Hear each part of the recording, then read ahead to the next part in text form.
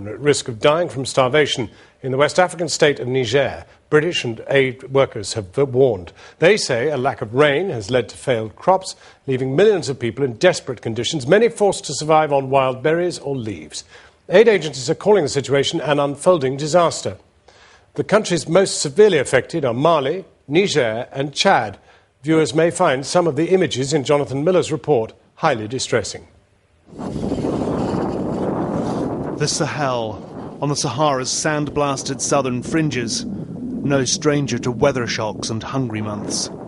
But a combination of failed rains, failed harvests and soaring food prices has left 10 million people hungry.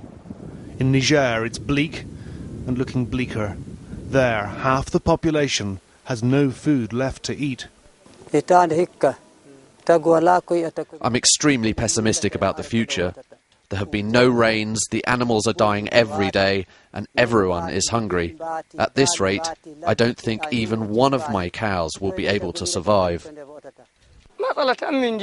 We are scared of famine this year. That's how bad things are right now.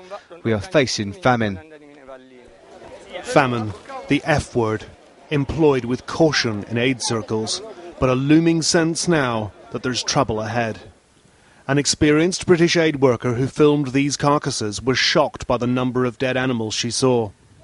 Those still alive are weak, an early warning sign of crisis spinning towards catastrophe. Herders forced to sell their precious stock for next to nothing. Nigerian traders from across the border profiteering from the knockdown prices. Salme and her husband raised livestock, but for 40 days now they've had nothing left to eat. And their son, Tahiru, like 500,000 other children in Niger, now suffering acute malnutrition. These sorts of tragic images that have long perpetuated stereotypes of Africans as victims, now virtually guaranteed to revisit our television screens this summer. Villages are emptying out. In Cameroon, in South Niger, 1 in every 5 families has upped and left in search of food. Grain silos are empty too. It's not our custom to have our children begging like this. It's only because the current situation is so bad. This year there are whole families, mothers, fathers, all their children out begging for their food. Rabi and her daughter Jamila have come back to Cameroon village to prepare their desolate fields for planting. They've just spent 10 months begging in the nearby town. Hunger. The hardest thing for me is worrying about the hunger of my children. This is the worst thing. Jamila is just 10. It's been by far the worst year of her life. Her mother took her out of school so she could beg. I didn't like it, she says. We were going days and nights without eating. Jamila's back in her local primary school again. But many children forced to leave will forfeit their education. Prolonged absence means exclusion. This is a list of students who left school because of the food crisis. There are 35 of them. They left because their parents had to leave the village to look for food.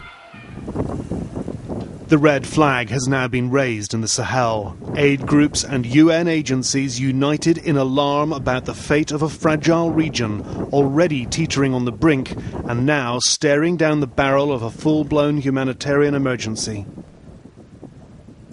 Jonathan Miller reporting.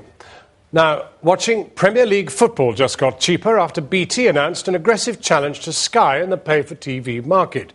From today, it is offering subscribers to its BT Vision service the 2 main Sky Sports channels below cost price.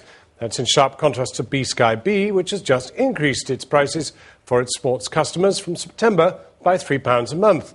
Here's our business correspondent, Siobhan Kennedy. How's that? It's a